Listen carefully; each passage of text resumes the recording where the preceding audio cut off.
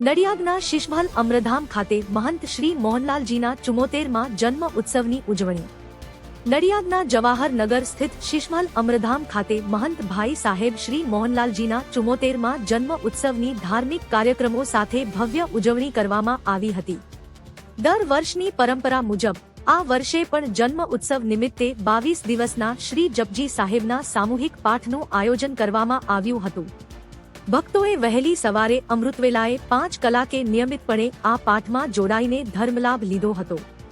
8 October 2025ના રોજ વહેલી સવારે 5 કલાકે આ શ્રી જપજી સાહેબ સામૂહિક પાઠની પૂર્ણાહુતિ કરવામાં આવી હતી. આ ઉપરાંત વહેલી સવારે 4 કલાકે ગુરબાની કીર્તનનું આયોજન થયું હતું, જેમાં અબચલ નગર હજૂર સાહેબ, નાંદેડ, મહારાષ્ટ્રના હજૂરી રાગી ભાઈ કિશોર સિંઘજીએ ગુરબાની કીર્તન ગાયન કરીને સંપૂર્ણ વાતાવરણને ભક્તિમય બનાવ્યું હતું અને સૌ સત્સંગીઓને નિહાલ કર્યા હતા.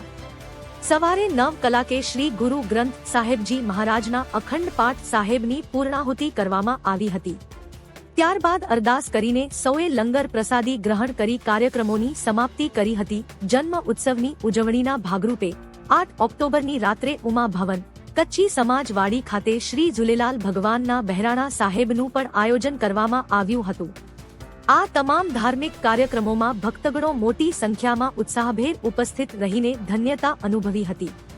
આ કાર્યક્રમો દ્વારા સમગ્ર વિસ્તારમાં ભક્તિમય માહોલ સર્જાયો હતો. રિપોર્ટર નરેશ ગનવાણી.